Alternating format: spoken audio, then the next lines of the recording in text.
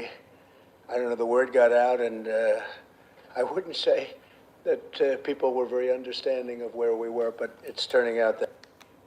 All right. So we're experiencing severe technical difficulties. And President Trump is live. He's been live.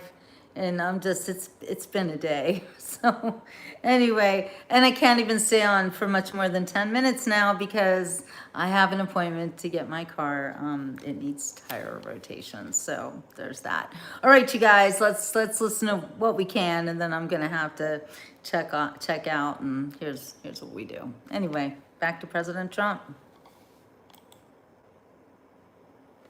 Than a lot of people who studied it, we think. And I say we think because I don't think they were really I'm just gonna go back a little bit to where he starts, okay. Top medical and public health professionals, as we announced. Thank you very much. So I've been waiting for this meeting for 20 years. All right, everybody, this is the beginning. And it's not that everything's 100% understood or known, but I think we've made a lot of strides. Wish it was done a long time ago. Today, we're delighted to be joined by America's top medical and public health professionals as we announce historic steps to confront the crisis of autism. Horrible, horrible crisis. I want to thank the man who brought this issue to the forefront of American politics along with me. And we actually met in my office, is it like 20 years ago, maybe? It's probably 20 years ago in New York. I was a developer, as you probably heard, and I always had very strong feelings about autism and how it happened and where it came from.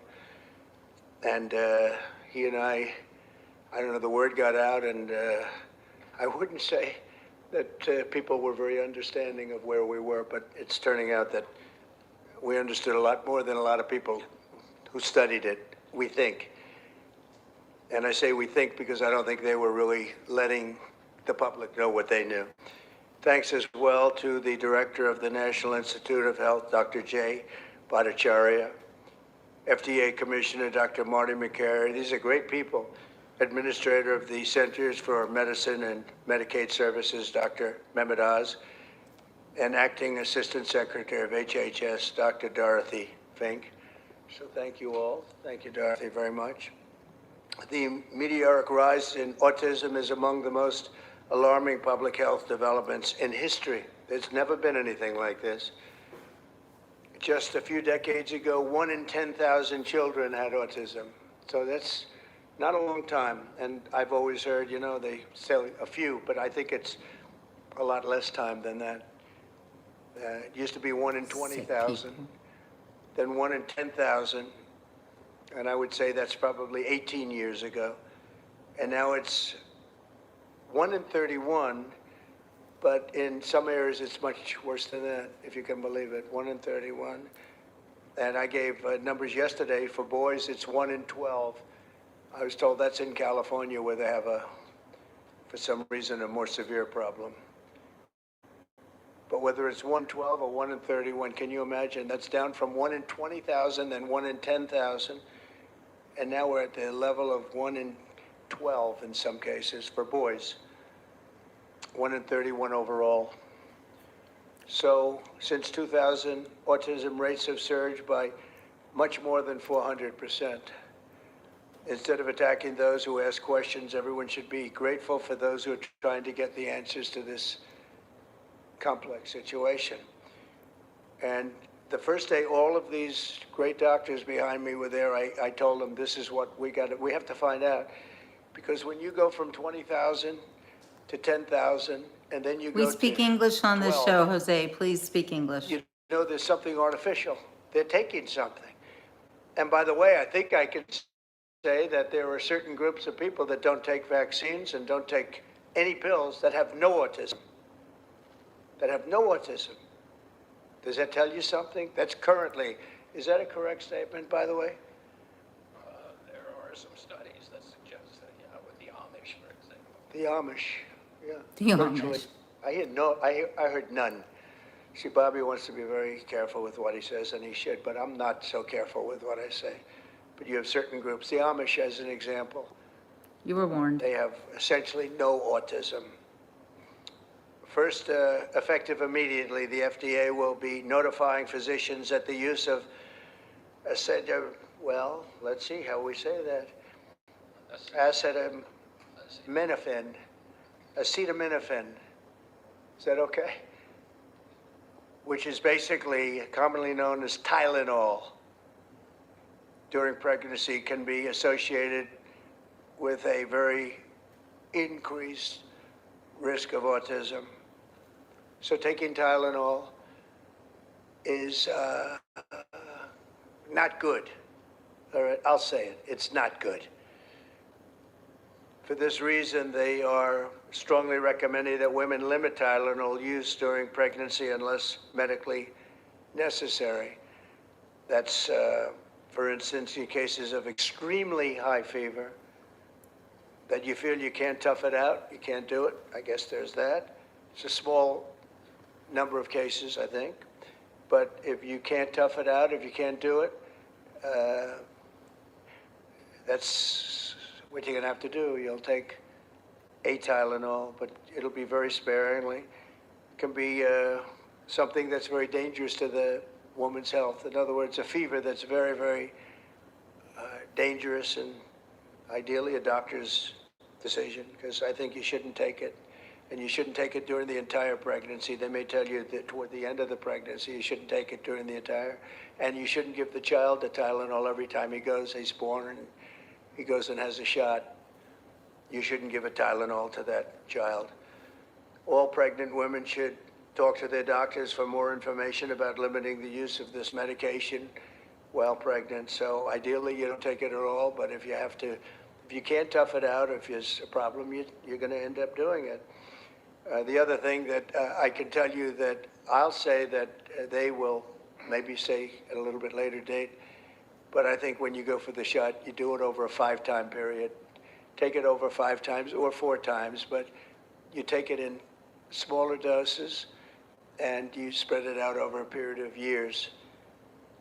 And they pump so much stuff into those beautiful little babies, it's a disgrace. I don't see it. I think it's very bad. They're pumping, it looks like they're pumping into a horse. You have a little child, little fragile child, and you get a vat of 80 different vaccines, I guess, 80 different blends, and they pump it in. So ideally, a woman won't take Tylenol. And on the vaccines, it would be good, instead of one visit where they pump the baby, load it up with stuff, you'll do it over a period of 4 times or 5 times. I've been so into this issue for so many years just because I couldn't understand how a thing like this could happen. And it's artificially induced. It's not like something that, when you go from all of those, healthy babies to a point where I don't even know structurally if a country can afford it, and that's the least of the problems. To have families destroyed over this is just so terrible. I also, and we've already done this, we want no mercury in the vaccine. We want no aluminum in the vaccine. The MMR, I think, should be taken separately. This is based on what I feel, the mumps, measles, and all the 3 should be taken separately. And it seems to be that when you mix them, there could be a problem. So there's no downside in taking them separately. In fact, they think it's better, so let it be separate. The chicken pox is already separate, because when that got mixed in, I guess they made it 4 for a while, it really was bad. So they make chicken pox. Individually, they're okay. When you mix them, something maybe happens. So there's no downside in doing it. It's not like, if you do it, bad things. No, it's only good side. And it may not have that much of an impact, but it may have a big impact.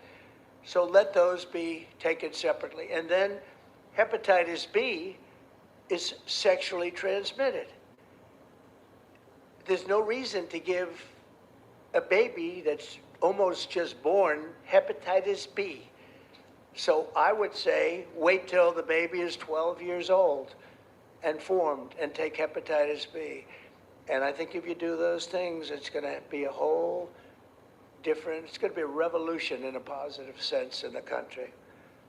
The FDA will be updating the label of an existing drug to reflect potential benefits in reducing some autism symptoms. This gives hope to the many parents with autistic children that it may be possible to improve their lives. That's one of the things that I'm very, very happy about. I mean, this was mostly going to be on how not to have the child affected, but we've learned some pretty good things about certain elements of genius that can be given to a baby, and the baby can get better, and in some cases maybe substantially better. Not going to be easy, but be a lot easier if it didn't happen in the first place, as these great parents fully understand, right? They fully understand. I feel so terribly for, I have so many friends with autistic children. It's a tough situation. Finally, to help reach the ultimate goal of ending the autism fever, the NIH will be announcing 13 major grant awards from the Autism Data Science Initiatives. And to be honest with you, to me, that's the least important. It's not even a money thing at this point. There's so much money, but they have to do, and they have to move quickly. When the alternative is that nothing bad can happen, let's do it now. I was just saying to Bobby and the group, let's do it now. Nothing bad can happen. It can only good happen. But with Tylenol, don't take it. Don't take it. And if you can't live, if your fever is so bad, you have to take one, because there's no alternative to that. Sadly, first question, what can you take instead? It's actually, there's not an alternative to that. And as you know, other of the medicines are absolutely proven bad. I mean, they've been proven bad with the aspirins and the Advils and others, right? And they've been proven bad. So I'd like to ask Bobby to get up to the podium and say a few words, and then Dr. Bhattacharya and Dr. McCary, Dr. Oz, Dr. Fink, followed by two incredible mothers that have experienced firsthand what this country is going through, what parts of the world are going through. And I will say there are parts of the world that don't take Tylenol. I mean, there's a rumor, and I don't know if it's so or not, that Cuba, they don't have Tylenol because they don't have the money for Tylenol, and they have virtually no autism, okay? Tell me about that one. And there are other parts of the world where they don't have Tylenol, where they don't have autism. That tells you a lot. And Okay, I'm going to, I have to leave now, so I can't do this anymore, but I gotta say, I think I've heard all I really need to hear, and that is that Tylenol is the cause of autism in this country. And that is absolutely horrific. And I can tell you, I personally don't take Tylenol if I can at all help it. And when I was pregnant with my two children, I didn't take any drugs whatsoever, not aspirin, not Tylenol, not alcohol, not cigarettes, nothing when I was pregnant. This is very disturbing.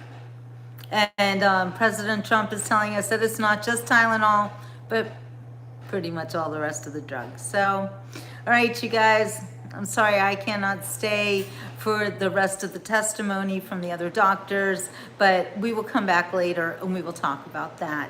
Thank you for joining me on the Beach Report, and just hearing that it's Tylenol is kind of all we need to know on that one. It's very, very interesting and very disturbing. So I'm going to say ciao for now. I will see you all on the next Beach Report. Have a wonderful rest of your day.